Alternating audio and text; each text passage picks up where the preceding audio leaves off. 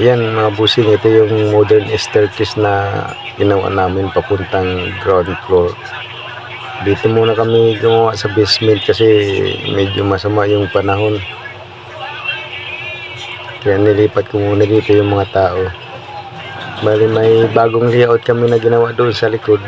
Kaso nga dahil sa masama ang panahon, dito muna kami gumawa. Pero hindi kami talaga gumagawa dito ng permanente kasi pag umuulan, dito ko sila pinapupunta para tuloy yung araw nila. Ayan, nagpa-plastering sila. Yung mga dati kong tao, si Papa Oran. Dito ko muna sila in-assign. Pero pag wala nang ulan, doon po ulit sila sa labas i-assign. Pag umulan na naman uli, dito naman uli, balik na naman uli sa loob para lang hindi masayang yung araw nila. So din ito sa ground floor, second floor at saka sa third floor. Puro form block yung ginawa namin na pang-asinta. Matibay ito kasi yung loob ng form block nito buhos. Kaya parang retaining wall to pag nabuhusan mo. Yung bakal namin dito, ang ginamit namin 12mm.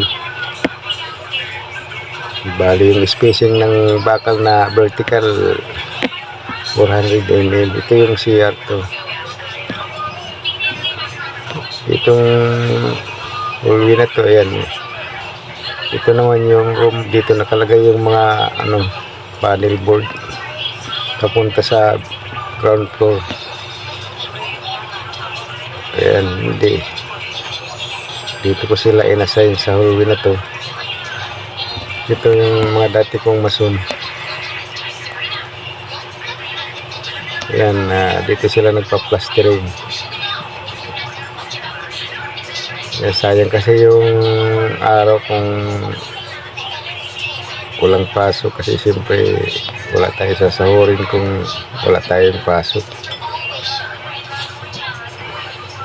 Yan yung pump room. Ito yung pump room. Ito yung pump room para sa swimming pool. Ayan.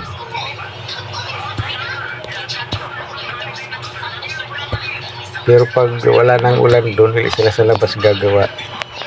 Eh siyempre nagkataon lang na bagyo. Ito naman yung ng mga staff, balik kwarto nila ito. Ayan yung isa kong mason, pinapa-asinta ko ng form block. Dito ko sila in-assign. Ayan, ito naman yung sa CR. Bali yung opening na yan, yan, bintana yan. 20 by 2.1 ang taas niyan eh.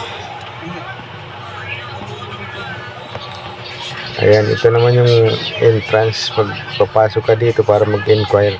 Bali open lang ito. Dito ka papasok para mag-inquire ka kung matapos na to. Ayan ang lakas ng ulan.